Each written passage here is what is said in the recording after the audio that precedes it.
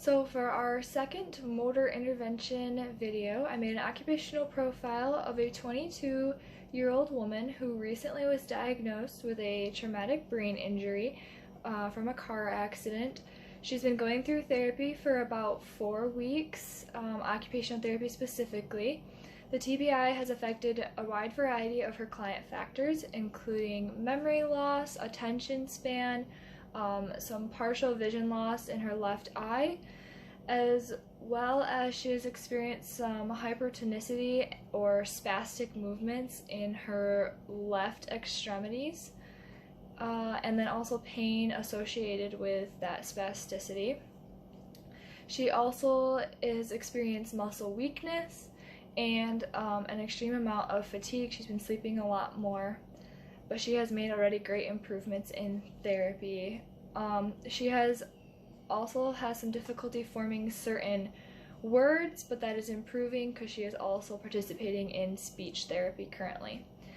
The client struggles with stabilizing herself when it comes to ambulation and uses a cane as well as a articulated foot orthotic brace on her lower left leg.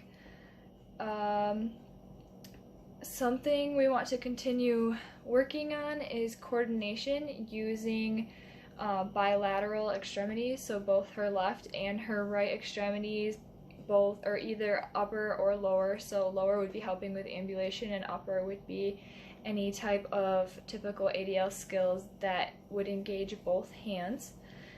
She still does not have smooth hand-wrist motion in that left arm because of the spasticity that is present from her traumatic brain injury. She also has difficulties lifting heavier objects because of muscle weakness as well as fatigue, and because of her vision loss and attention span being shorter. Our goal is that we want to work with her more one-on-one as the environment with not a whole lot going on, so maybe in a private room off to the side. That way we're able to help keep her focused and keep her on task during the session. She has experienced the desire to become more independent when it comes to dressing and self-care for her morning routine. She actually originally was living by herself with a roommate, but because of their schedules and how much of her independence has been taken away, she's had to move back in with her parents. And so she just really would like to be able to do more of those things independently, because she has had some feelings of sadness and maybe even a little bit of shame because of having to depend on someone else so much. She has also informed us in regards to wanting to do morning activities such as dressing and self-care and grooming. She has tended to forget steps, and then that's another reason why it has been helpful to have someone there as well as helping her complete those tasks. So she also pointed out that upper body clothing is impossible for her to compete with that spasticity because it shows up quite severely in the morning. So to get to the motor intervention of what we'd like to do for this client is, like I mentioned earlier, we want to be working on that bilateral coordination, and since she really expressed the desire of wanting to work on dressing and self-care / grooming for the morning routine, we will be focusing on the upper extremities coordination, and we will begin with a fine motor preparatory exercise. I actually have some things here to explain. So I have threading beads on a pipe cleaner, and so I have some beads here actually, assorted beads in kind of like an ice cube tray, and then I also have an assorted of pipe cleaners that are a little bit smaller, pipe cleaners that are a little bit bigger, and then actually just string as well.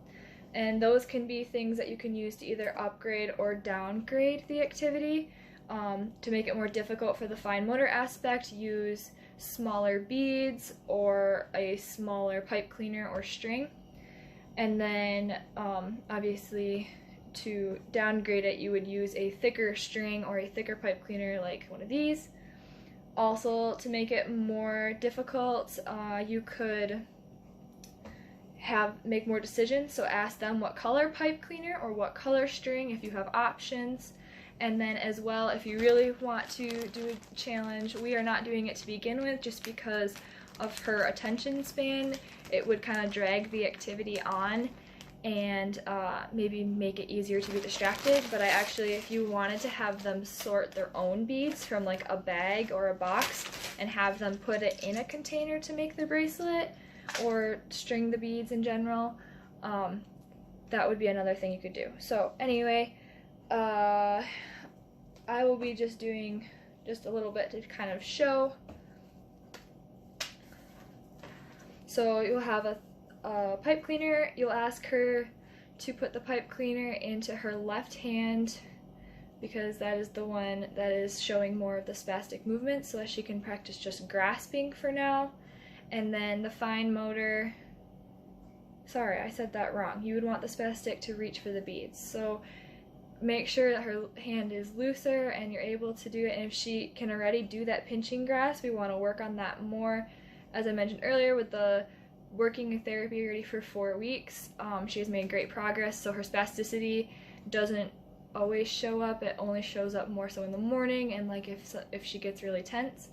So, and then you take the beads, and also to work with her focus and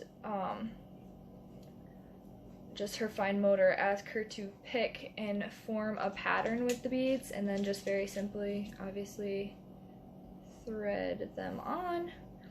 So have her do this. This activity can help her prepare for many morning routine activities like brushing your hair, because I'm grasping the pipe cleaner. That's a similar grasp for brushing your hair.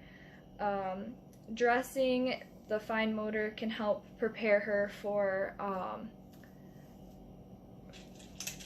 buttoning a shirt or pulling on a zipper. And basically just simply have her do this for a little bit, repeat this task, strengthen those fine pincher grasp muscle skills. Even makeup, holding makeup brushes as well.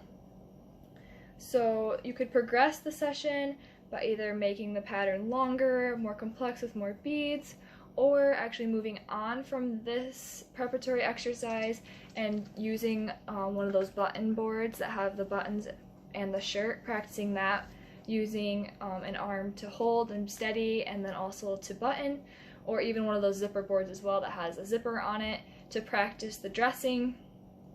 And then if there still is even more time, you could actually work on donning or doffing articles of clothing, and then also adding in, so kind of building on the building blocks that you began with and adding on those fine motor skills of the grasping the buttons and pulling them through. Or if she's really interested in makeup, we would work on maybe using her makeup brushes and other stuff or similar tools to practice those grasps, to really work on those patterns to try to break away from those spastic movements that she has. So that is the motor intervention for our second video.